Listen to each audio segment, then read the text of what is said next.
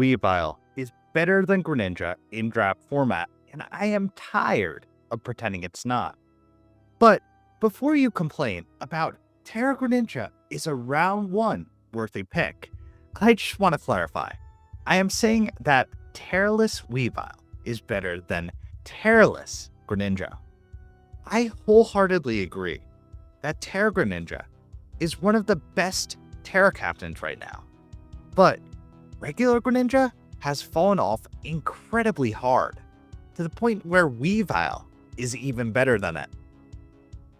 But before we compare Greninja and Weavile directly, let's talk about why Greninja fell off. Because for a long time, it was actually the better pick. In the past, Greninja's base 103 special attack and 95 attack were considered respectable, despite Greninja's low base-powered primary stats in the base 90 Surf and base 80 Dark Pulse. But every generation, there has been a power creep in terms of how elite offensive threats have become bulkier. Generation 9 especially introduced some of the bulkiest offensive threats we have ever seen. Pokemon that hit incredibly hard, but also tank major hits, making it even harder for the Frog to break through. For example, Generation 9 introduced offensive threats like Terra Ogerpon Wellspring, Assault Vest Iron Hands, Terra Zarude, and Terra Hydrapple. Greninja's fairly low attack stats are no longer strong enough to successfully kill many of these threats, and it requires significantly more chip damage in order to clean compared to the past. Now, Greninja actually got a buff this generation, which did make it better, but I honestly think that these buffs only saved Greninja from getting the Inteleon treatment. Greninja can now use both Protean and Battle Bond in draft format, which were previously banned due to being overpowered.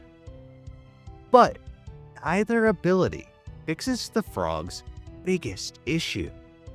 For example, while Protean sounds great, it doesn't actually boost Greninja's base power. It just changes its typing.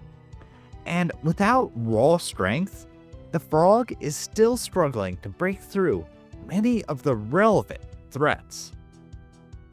Even when Greninja fires off a stronger stab move, like Sludge Wave, it only does about 35% to a Terra Zarude, and then, obviously, gets one-shotted in turn. And with Protean's nerf, once Greninja uses a move, it's much harder for it to switch attacks, since it will no longer have its stabs, making its low offensive stats even more noticeable. For example, without stab, Greninja only does 20% to a Terra Zarude with Dark Pulse, which is a really pathetic amount for a revenge killer. Now, Battle Bond, while a fantastic ability, doesn't fix the power issues with Greninja either, since Greninja needs to actually get a kill in order for Battle Bond to trigger, which is much easier said than done with its mediocre attacking stats.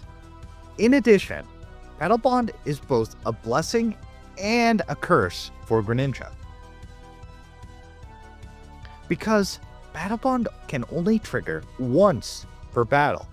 It essentially forces a Greninja user into an endgame cleaner role. If the user triggers Battle Bond too early, the Greninja user may be stuck with an unboosted and underwhelming Greninja for the rest of the match. This usually leaves the Greninja user effectively playing 5v6 for most of the match, putting them at a major disadvantage. So now we know why regular Greninja has fallen off hard since its previous dominance in the Oros metagame.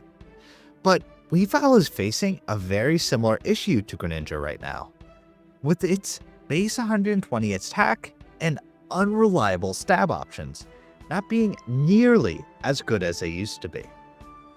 This is mainly due to increased relevance of hazards, making boots almost essential to Weavile, hindering its damage output further. Weavile's terrible ability access also doesn't do any favors for it. So why am I saying that Weavile is better than Greninja in Generation 9 despite all of these downsides? Well, there are a few reasons. First, Weavile has about 20 more attack than Greninja, which allows it to hit considerably harder, especially considering it has access to a base 120 stab move in Triple Axle, which is much stronger than Greninja's base 80 powered Dark Pulse. Weavile also has access to Knockoff, which has become more and more important with each passing generation due to how relevant heavy-duty boots are. Having access to a fast and strong knockoff makes Weavile an ideal partner to many of the relevant hazard stackers in the tier, since this generation has some of the weakest removers that any generation has ever had. For example, if a draft doesn't have Iron Treads, Great Tusk, or Terapagos, the next best remover on the board is arguably Cyclizar. Which, let's be honest, Cyclizar is not a very good Pokemon. Weavile's base 125 speed tier is also very important for its success. The base 125 speed tier allows Weavile to outpace almost all of the Revenge Killers in draft format, while Greninja's base 122 speed tier is still slower than Meowscarada and Iron Boulder, both of which are very notable threats. All of these reasons make Weavile a superior early game to mid game threat compared to Greninja. And while Battle Bond Greninja is a fantastic endgame cleaner, Swords Dance Weavile still remains an elite endgame cleaner, which breaks about as much as a standard Terraless Battle Bond Greninja.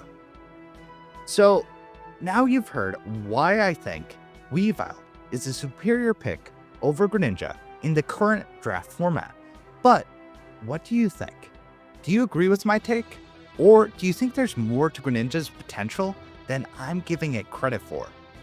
Drop your thoughts in the comments below, and if you want more in-depth metagame analysis like this, don't forget to like and subscribe.